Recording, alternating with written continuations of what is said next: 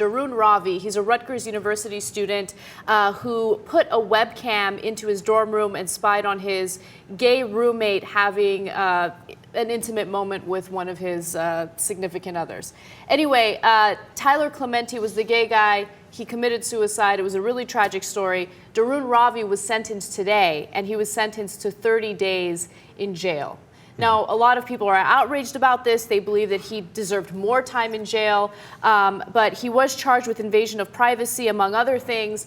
And what I didn't know about this story, which I found fascinating, was that the prosecution had originally given him the option of a plea bargain, and the plea bargain included no prison time. Mm-hmm. And he rejected that.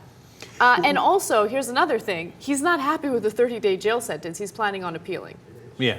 Well, a couple of things there. One, of course he's going to appeal because he has nothing to lose by appealing. So, you know, he wants to clear his record. The reason he didn't take the plea deal in the first place is for a guy going to college who wants to, you know, have a career going forward, et cetera. Having a criminal conviction like this is devastating. And so that's, and he might be sent out of the country, which is a huge part of his consideration as well. So that's why he's been fighting it all along. I like that you've taken this serious story, Anna, and you've put an amusing twist by getting all politically correct in the beginning with, like, his significant others. He didn't marry them. They were just, I don't know, his lovers, his partners. Your significant other doesn't have to be someone you're married to. All right, okay, well. I don't know what to call it. I don't know how significant they were. His lover. Okay, I don't know. If that makes you feel better. Partner's fine. Anyway, now, obviously, 30 days is the big question here. Everybody's got an opinion. Shockingly enough, this is the one story where I don't have an opinion. What? I know. It seems like it wasn't possible, but we have found it. Now, here's why. It's this, as we've discussed in the past, it's a very complicated case, depending on your interpretation of those laws and how much time should he get, et cetera, et cetera. If I was on the jury, I'm sure I'd have a strong opinion. Not being on the jury, looking at it from the outside, it's nearly impossible to judge. Now, was there a violation of privacy that was clear? It was a gross violation, no question about it, right? But what sentence should you get for that? I don't know. Just to let you guys know, the maximum prison sentence was 10 years. So he only got 30 days out of the possible 10 years. And also, to be specific about what he was convicted of, it was invasion of privacy, anti-gay intimidation, and trying to cover his tracks by destroying text messages and tweets, and tampering with a witness. Mm-hmm. So I think 30 days sounds lenient. How long should he be sentenced to prison? I don't know. I feel uncomfortable coming up with a number. But 30 days sounds lenient to me. All right, Steve-O has been the big defender of Ravi throughout. Probably won't like that characterization, but can you tell us if you think 30 days is enough?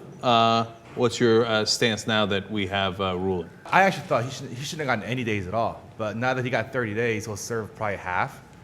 And that's probably about right. So why don't you think he should have gotten any time? Because, you know, I read a very extensive report about what really happened between these two kids. And there are two instances where he tried to broadcast the events that were happening in his room between Clementi and the other guy. The first time he did it, few people saw it from the room across the hallway. The second time he did it, he actually canceled it. He didn't even do it. And it was basically, you know, I mean, it was bad. I'm not saying it was fine, but there are some very mitigating circumstances. You know, he felt bad about it, and he tried to reach Clementi before he killed himself and said, hey, you know what, this whole thing was really crazy. Don't move out. I think we can be friends. Let's get past this issue. I mean, portraying Ravi as like this, you know, gay-hating, you know, crazy, intimidating person, I think it was just, look, they're kids and he did a bad thing. I don't think he should be labeled as a criminal serving 10 years in prison. I mean, that was crazy talk. Right. Okay, you've only gone halfway towards convincing me. In fact, you've gone maybe a little bit in the opposite direction. Because here's the thing. Yes, the fact that he called the kid before he committed suicide and said, hey, let's stay in the same room, mitigates it a little bit. The fact that he canceled the second recording mitigates it a little bit, right?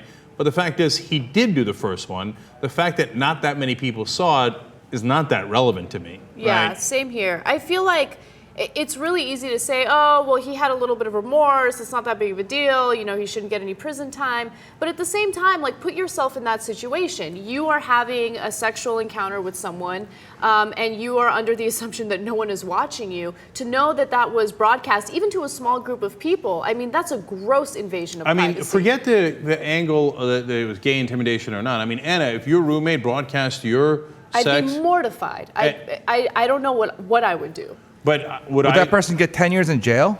No. So we agree that 10 years is too harsh, right? But JR is saying we don't agree. Apparently he thinks 10 years is enough. But is 30 days too lenient? Yeah. Hey, you know what? Next time you're recording somebody having sex and putting it online or into any kind of stream where other people can see it, you better think twice, because maybe you get 6 months in prison, maybe you get a year in prison, etc. Certainly you should get a criminal violation and at least 30 days in prison. So apparently I now have an opinion a little too lenient.